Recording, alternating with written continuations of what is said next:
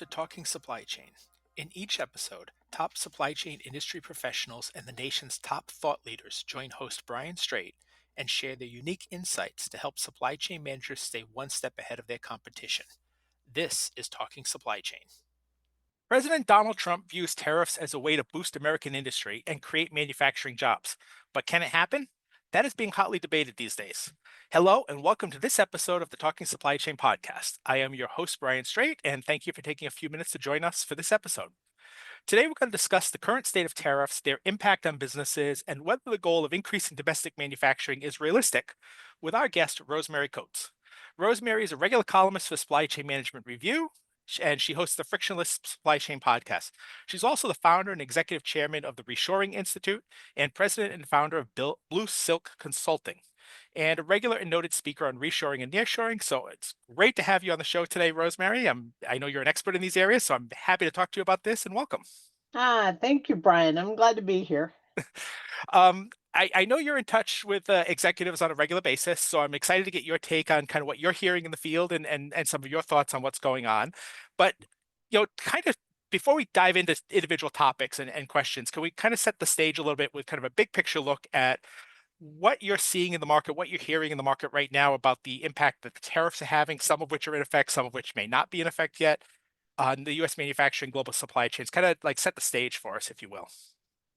Yeah, well, we're here at the Reshoring Institute. We've been helping companies for 11 years now. So we were established in 2014 to rethink their global supply chains and bring manufacturing back. And I think, we sort of had a slow but steady growth until the pandemic. And then we had a big spike in interest in reshoring. And now with the tariffs, that's the whole point. I think the president would like to see manufacturing come back to the U.S., but we're not seeing anything. So Yeah. we recently did a survey under funded by the state of New York to determine what executives are doing to respond to the tariffs.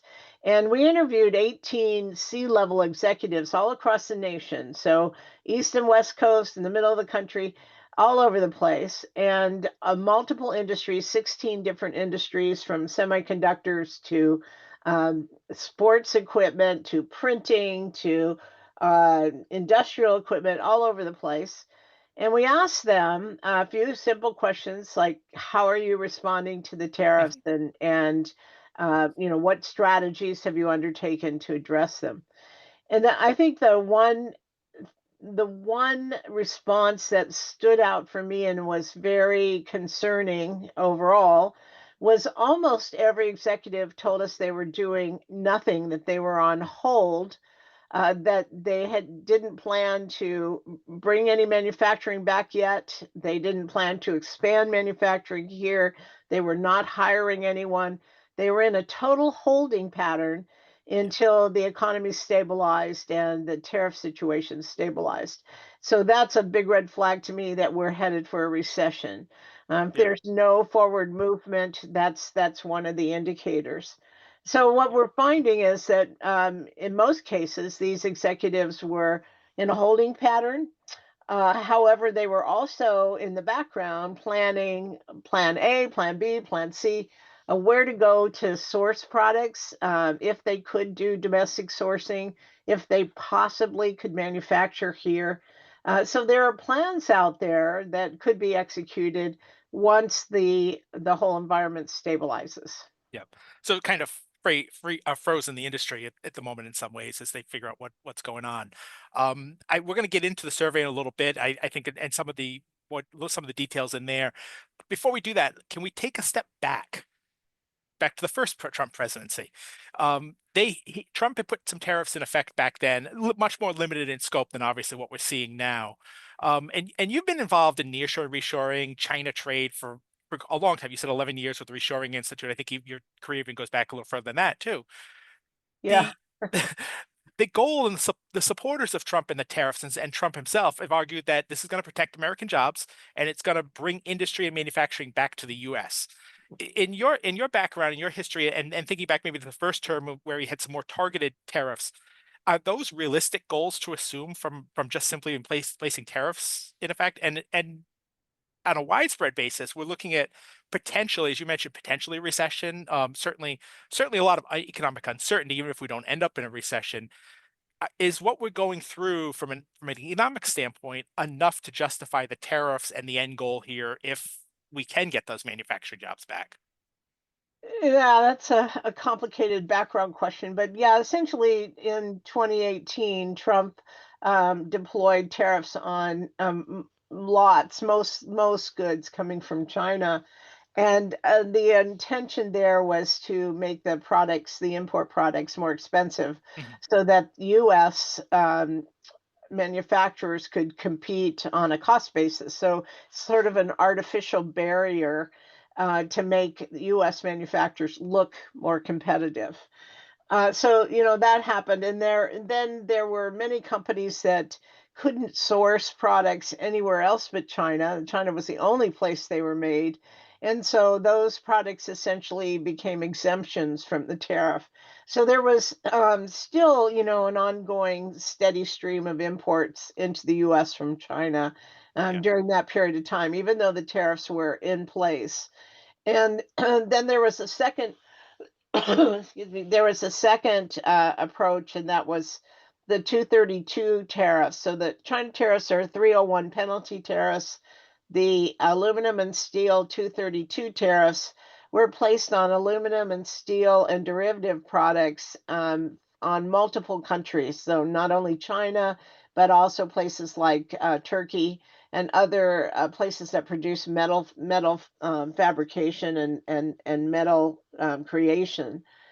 And those tariffs and the 301 tariffs were continued on through the Biden administration. yeah, So, over time there was this approach to tariffs.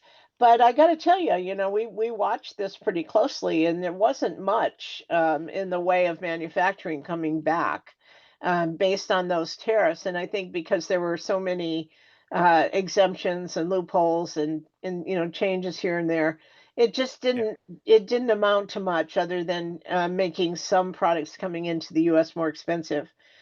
Now yeah, we are in a different situation. So, the tariffs are much more across the board. There are no more exemptions available. The 2018 exemptions are pretty much over. There are a few stragglers, and those will be done at the end of May. So, you can no longer claim exemptions. The tariffs are much higher, much higher. So before we were talking about 10 or 15% or 25% on Chinese goods. Now we're talking about 145% on Chinese goods. So, the difference is remarkably higher. yeah. And I think, I'd like to say it's going to drive all this manufacturing back. I mean, we're the Reshoring Institute, and we know that the economy, one of the backbones of the American economy is manufacturing. Um, but I just don't see it. I mean, Yeah. honestly, we're probably going to see an increase in domestic sourcing of parts, but full scale manufacturing coming back is unlikely for a couple of reasons. So, first of all, we just don't have the workforce. I can't imagine Americans sitting on plastic stools for 12 hours a day and at a sewing machine or putting screws in iPhones. I mean, that's just not the kind of work that we do in America, Yeah. plain and simple. That's one. The other thing is, we don't have the power grid. So that was pointed out to me a couple weeks ago. I talked to an investment banker in the energy sector, and he said, we don't have the power grid established to support that kind of manufacturing. So even if manufacturing came back, number one, we don't have the workers. Number two, we don't have the power grid to sustain it. And then on top of all that, I mean, it's just not, it doesn't happen with the snap of a finger. You can't just say, today we're putting tariffs and tomorrow we're going to open factories. To reestablish a factory in the US can take you years Yeah. to build that factory and get it going. Yeah, I think that's one of the things that people outside the industry don't necessarily, understand, right? I mean, they think it's like, oh, well, we just simply move it back into a here. It's like, well, we don't have a place to do it here, right? Yeah. Like we don't have facilities. We don't. I mean, it takes a while to build facilities. I mean, Right. I just think that when we went through the COVID times and the e-commerce boom and the strain that it put on the warehousing space in this country, and Yeah. those are just buildings, right? They're just square empty buildings that you need to put up, and we couldn't put them Right. up fast enough. Right. Well, that plus, in a manufacturing site, not only do you need the site, but you need equipment. Yeah. You Yep. need water, power. You have to find the workers. They have to be skilled workers in a lot of cases. I mean, this is complicated and just doesn't happen for, a long period of time until you can make it happen. And even then, I think it's just quite questionable at this point. So Yeah. it's really not realistic. I have the feeling a lot of people working in the US government have never been inside a factory. I've never seen what it's like, and so they just don't have a concept of how Yeah. complicated it is. So, with that said, there will be some companies that reshore products, and you've been seeing it over the last several years, right? So, Yeah. so this is kind of a two-part question because we love in society today, we love winners and losers, right? We love to winners and losers. So, two questions in one for you here. What industries are potentially losers from this approach, and what industries could be winners? Yeah, I think, there are a few industries that we've seen, come back already that are definitely winners. So, we have funded semiconductor building. So I Mhm. think we're going to see semiconductors to a certain extent coming back, although there's so much semiconductor production around the world, I doubt we'll see it all come back. But we have a hefty investment and we're moving forward. Those plants should come online in the next 5 to 10 years. And these are big technical factories that take a long time to build. So I think we're going to see that. We are seeing pharmaceuticals coming back, particularly building block pharmaceuticals. The basic ingredients have been manufactured in China and India for the past 25 years. I think we're going to see some of that coming back also, and it's a little less difficult to build that kind of factory. We are sort of forcing the development of EV batteries and Mhm. charging stations. That's more of a long term approach and more strategic approach, I think, to address environmental issues. Um, and then raw earth development. I think we'll see that. Not necessarily factories, but processing plants to mine rare earths. And rare earths, of course, are found all over the world. They're in your backyard, um, Yeah. but in big deposits in certain places, particularly the West. There's some in Montana and some in California. There's some different places. But processing that it pollutes and it's difficult. So, we're working on technologies to process it in a more clean fashion. And of course, rare earth elements are critical for the manufacture of electronics. So that I think we'll see come back. The other industries that we've seen over the past few years is a lot of end product plastics development. So I think, we have 4 or 5 clients that are still making molds overseas because it's a tenth of the cost to make a mold in China, for example, than it is in the US.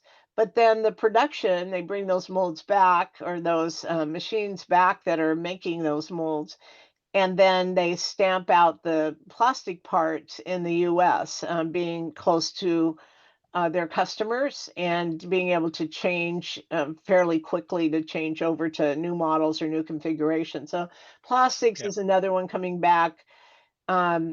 What's going to stay? I think, when we're working on this, we take our customers through a process where they determine the cost of labor in their product. So that's the first step. Is we say, let's look at your bill of materials and a costed bill of materials and understand how much is attributable to labor. If it's greater than 50%, so if you have a lot of people at sewing machines or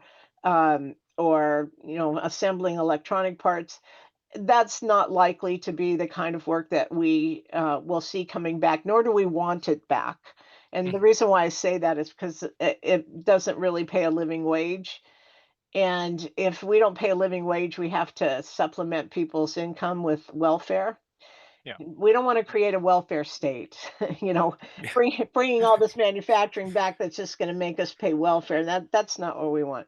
Yeah. So what we want is more sophisticated manufacturing. So, what I think we may see sort of slowly rebuilding in the U.S. over time is more sophisticated and machine related.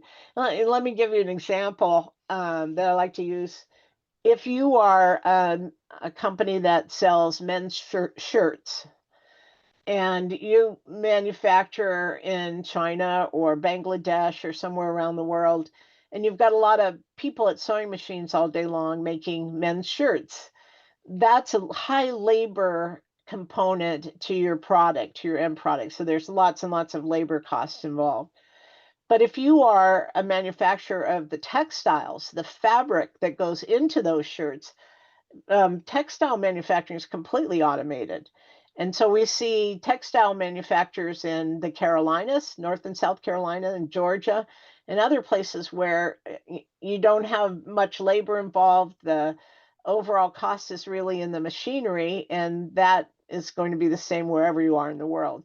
Yeah. So, you have to look at your product and understand what the labor component is and look for places and production of certain products that are more technical in nature and require manufacturing through machinery, automation, robotics, and so forth, and not those that require people sitting on plastic benches for 12 hours a day. Yeah. I don't really want to sit on a plastic bench. No, So I have some great pictures of factories in China where there's thousands of people in this big room that are all sitting at sewing machines. It's really yeah, amazing. I have enough tough enough time sitting in my chair for an hour at my desk, and I got to get up and move around. So I don't think that's a job for me. But I do want to I want to get into some of the survey that you guys did. You mentioned this early on, that the Reshoring Institute conducted a survey with 18 executives. Let me ask you, what was, and you may have already answered part of this anyway, but when you looked at that survey and the answers that they gave you, what was the most surprising takeaways that you had from that survey? I think, what surprised me the most was almost everyone said they were had frozen their investment in their hiring. That jumped out at me, and I was surprised about that. I really thought we would find um, executives who would say, "Yeah, we're considering or we're evaluating our possibilities to manufacture in the U.S." We Yeah. did not find that. Everyone told us they were just waiting. And there's some great quotes. I mean, even Mary Barra at GM has indicated that she's not going to spend billions of dollars to develop a new factory in America when 3.5 years from now that we may have a new president and the policy will change. I mean, if it takes 3 years to build a manufacturing plant, why would you do that? Right. It's really more Yeah. it's really more thinking through what your options are now. Can you expand? Can rethink where it is you're manufacturing? Can you move to Mexico? That's a popular idea. Other Yeah. things that surprised me, I had one executive tell me that they were trying to negotiate a split in the tariffs with their Chinese manufacturer. So they they went back to the Chinese manufacturer and said, "Let's split the tariffs, the 145% tariff in half. You pay half, and we'll pay half." And I said, how successful was that?" And he said, "Well, we're waiting to see if they'll agree." That was kind of funny. I think there was a lot of stuff that I sort of expected. I think most of the executives were saying we're trying to plan some alternatives, although it seemed like it was kind of a lightweight approach. We tell our clients all the time you should have a plan A, B, and C because you just don't know what's going to happen in the world these days. There Yeah. might be a war with Ukraine or some kind of flood or fire. You need to have alternates available, and that includes not only a detailed alternate plan but understand the financial profile as well. I mean, you need to understand what it's going to cost. Is it, are you going to have to require a loan to make further investment? and so forth. So that was one thing. Most of the executives were at least doing some high level planning. Um, let's see what else. Well, some of them told us they were building inventory right now, but that's a short term tactical approach. Yeah. And it also requires, of course, a lot of investment in working capital, which, but most companies don't have a lot of money laying around to invest in a bunch of stuff you're going to put in a warehouse for Yeah. a year. And that approach does have a lot of downstream effects too down the road as well. Like that's what we saw after COVID when everybody stocked up when they could get stuff, and then you Uh, had rents rise in warehouses because there was no space. You had transportation systems get jammed, as things yeah, tried to move. and So there's a lot of impacts beyond just the building up of inventory and the cost of holding additional inventory. yeah, and so many products include electronics these days, and I don't know if you're aware, but electronics have shelf life. So, not only is it subject to redesign of something, so, a new version or whatever, a new iPhone, right? Yeah, But also, things expire, electronics expire. So if yeah, you have warehouse full of stuff for 5 years, and when you unlock the door and look at it, it probably is all bad. So, yeah. One of the executives mentioned in the report operational costs rising because of as a result of the tariffs. So, as you've talked to executives, and maybe some of this came out in the survey too, I don't know, but how are companies balancing these cost pressures that they're seeing? Is this something they're saying, hey, we're just going to pass this on to the customers? Are they absorbing some of yeah. it? I think you mentioned that one company that went back to its Chinese supplier and tried to negotiate there. Is that taking place, or is there any companies doing anything creative to try to work around Yeah, these I think things? about 70% of the people we talked to said they were going to pass on the additional cost to their customers, which Okay. is, that's what we've been hearing. We expect it. We know prices are going to go up everywhere. That's likely to happen. And then I think somewhere around 60% or so said they were going to try to absorb some of the costs. So I think doing some of each, but primarily the response was they're going to pass the costs on to customers. So we're going to see costs rising as consumers. We're going to see it in the Yeah. stores probably fairly soon. Yeah. I mean, it sounds like in the next couple of weeks we might start seeing some of that cost. Right. As because it takes about a month or so for goods from China to show up here via ship. So, Yeah, um, that's right. And I think we also saw one of the executives told us that they had their Asian suppliers, not just China, but all across Asia, were trying to change the terms of their agreements from delivered duty paid. So of course that means that the supplier pays all the cost of the goods plus the transportation and U.S. customs duties, uh, pays all of that, and that's part of their cost. So they're trying to change from delivered duty paid to X Works factory, which means the buyer pays all of that. And the reason, of course, is because the increase in the tariff. So now they're trying to push all of that tariff cost onto the buyer. And this particular executive works for a Silicon Valley company and a very high level procurement person. And she told me, she said, they're all knocking on our door saying we want to change the terms of our agreement, or we're not going to renew, yeah, or we're just not going to ship to you. So, you can order all you want, but we're not going to make shipments if the Chinese supplier has to pay the duty. yeah. So that Um, means shortages, not yeah. only increased prices, but shortages all over the place. It's kind of bleak out there right now. So in the survey, one of the other things that came out of it was that some of the executives mentioned that they were looking at moving some of their operations to other countries, not necessarily the U.S. Like I think Vietnam and Mexico were two of the big um, countries mentioned most often. But if the strategy of tariffs is to drive manufacturing back here and reshore, and these executives are saying, "Hey, we're looking at going to Mexico or Vermont or Vietnam, Malaysia, wherever the case may be." Is that just simply in your opinion, is that simply the executives looking for short-term answers, going back to the point that, 3 years from now, we don't know what will happen, right? So companies are reluctant to make big investments. So is that kind of just like a short-term hedge, or is that suggest that there's something bigger here that this strategy may not bring back much Yeah, I manufacturing? think a lot of companies that were manufacturing in China or other places in Asia are very interested in Mexico, and that's a trend that we've been seeing the last couple years. That's Mhm. not particularly new, although I think there's a bigger volume of companies interested right now. And there's a couple of reasons for that. So first of all, central Mexico are some of the cheapest places to manufacture in the world in terms of labor. Wage rates are very low. The overall profile is good. The new president of Mexico, Claudia Sheinbaum, is building 100 new industrial parks. There's a lot of good building and emphasis. The infrastructure is improving and so forth, particularly in central Mexico, not along the border per se. Along the border, there are other issues with crime and so forth, and the wage rates are higher.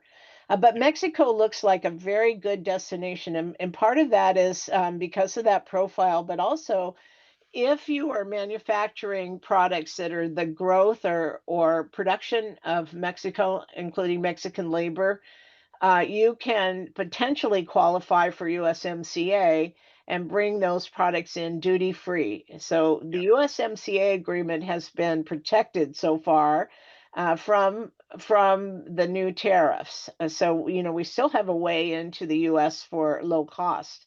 So if you need a low cost profile for manufacturing, Mexico seems like a very good option. And Yeah. we're seeing a lot of interest in that regard and a lot of activity going on places like Monterrey and Guadalajara and further, around Mexico City and so forth. So a lot of development there.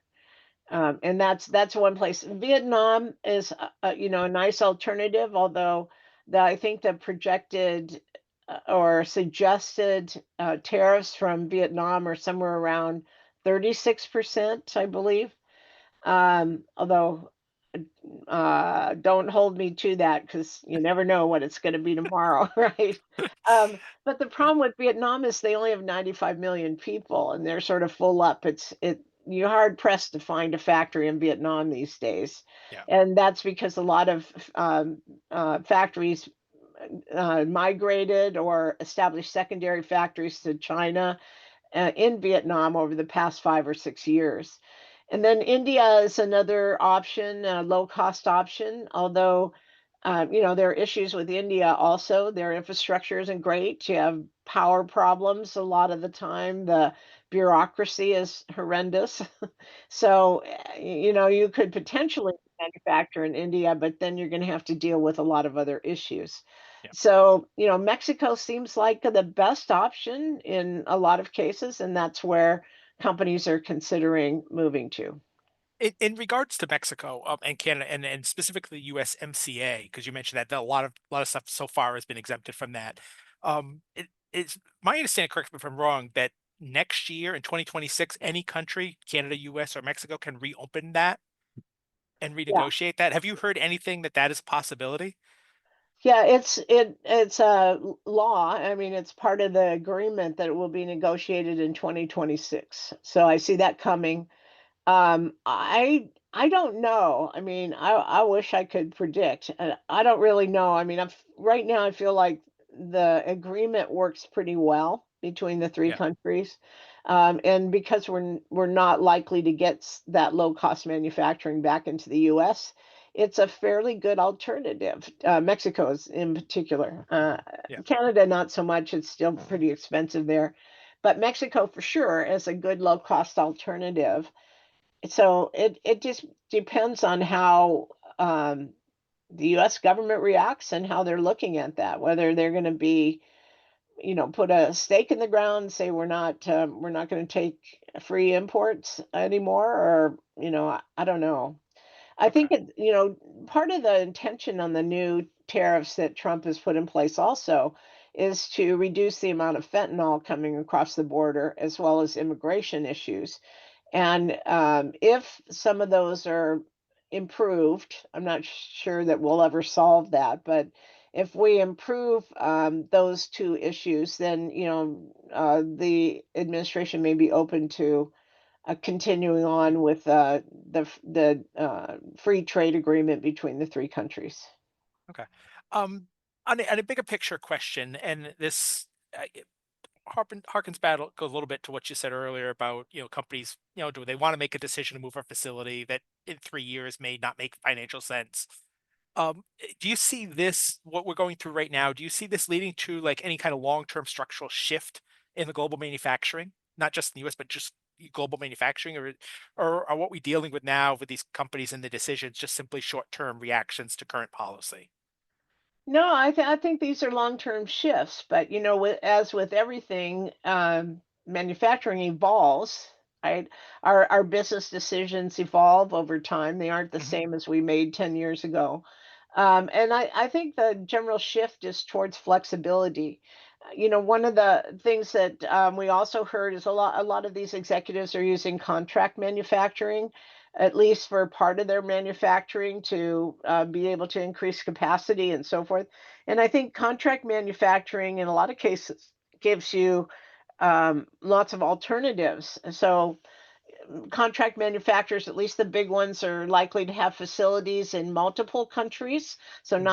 not just China, but they may also have facilities in Taiwan or Malaysia or Philippines or Mexico or Poland, all over the place. So if you're dealing with a contract manufacturer, that's the ultimate in flexibility in terms of manufacturing. So I think we're going to see more of that kind of thing too, as companies now thinking more creatively instead of just saying, well, we either manufacture here in our plant in Pittsburgh or we manufacture in China. I mean, now I think that global manufacturing strategy is going to be much more flexible and worldwide. Okay. And then a final question, and then I want to get to some lightning round questions. But final kind of question here, looking forward. Obviously, the Reshoring Institute, is about bringing manufacturing jobs back to the U.S. Do you see reshoring accelerating over the next 5 to 10 years in this country, or are we kind of just on a steady pace and we'll kind of stay there? What do you see for the reshoring movement over the next 10 years?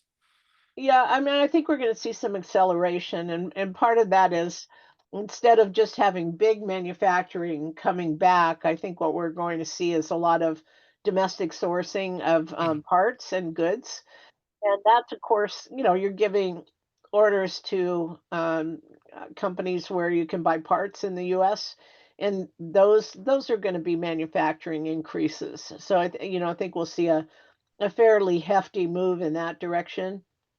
Yeah. In terms of big manufacturing, sure. I mean, there's going to be some companies that come back, but I just don't think it's going to be the tsunami that the administration is predicting. I think that's a stretch. So, as a follow-up to that, then, if tariffs alone aren't enough to bring back manufacturing, let's try to give people out there, listeners, an actual, solution to this, right? So, what policies or incentives would you think would make a difference to bring manufacturing and make the U.S. more competitive? Yeah, I think the focus on advanced manufacturing, so the use of machine tools, robotics, more sophisticated machinery, and the worker skills to go along with it. That's what we want to have. And Okay. the reason why is because pays a living wage. It's going to rebuild the middle class.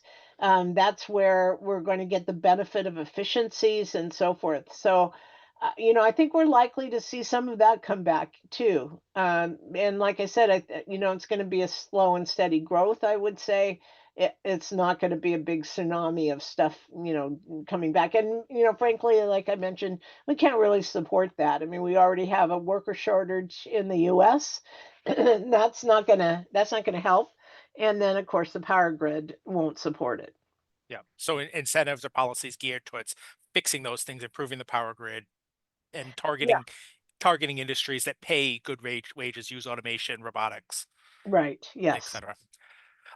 We got a few minutes left.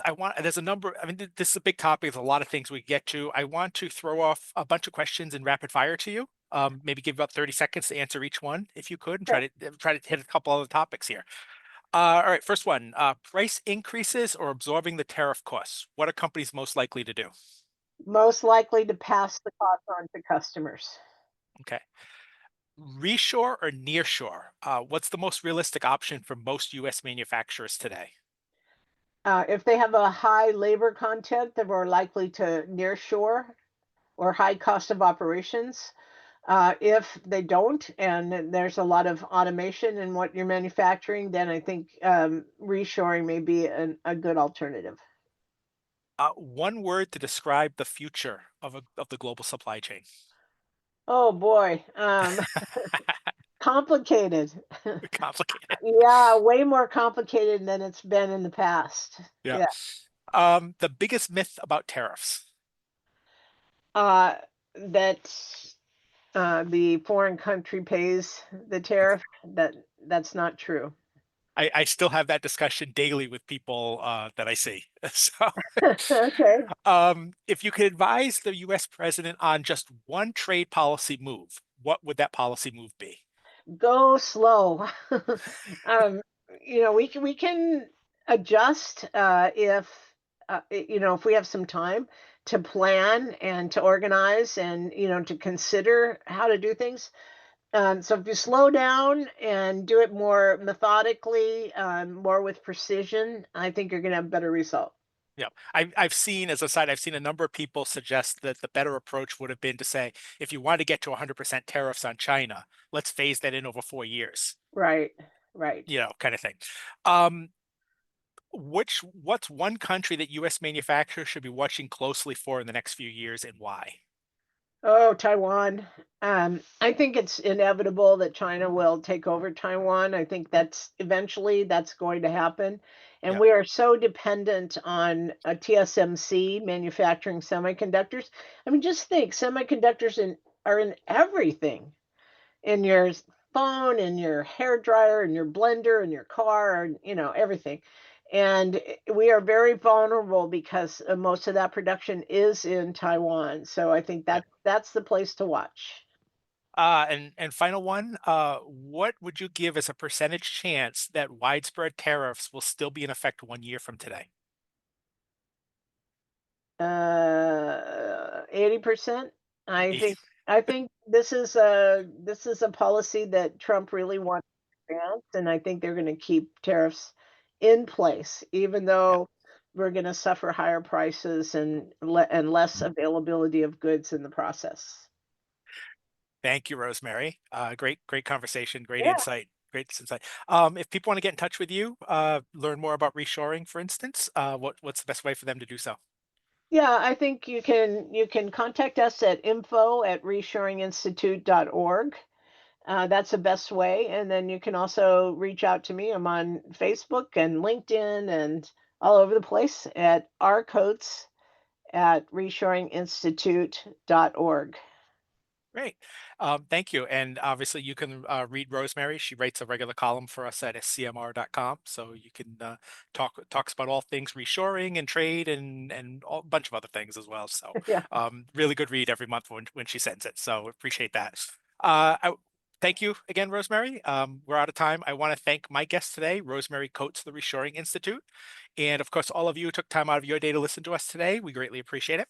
New episodes of Talking Supply Chain come out on Thursdays. You can find them on scmr.com or wherever you get your podcasts. So be sure to subscribe so you never miss an episode. Until next time, this is Brian Straight, and you've been listening to Talking Supply Chain. Talking Supply Chain is produced by Supply Chain Management Review and Peerless Media. You can find it on scmr.com, supplychain247.com, iTunes, Google Podcasts, or wherever you find your podcasts. For more information on this topic or to sign up for our weekly newsletter, a print or a digital subscription to our publication, visit scmr.com. We hope you will join us for our next episode. For Supply Chain Management Review, I'm Brian Straight, and thank you for listening.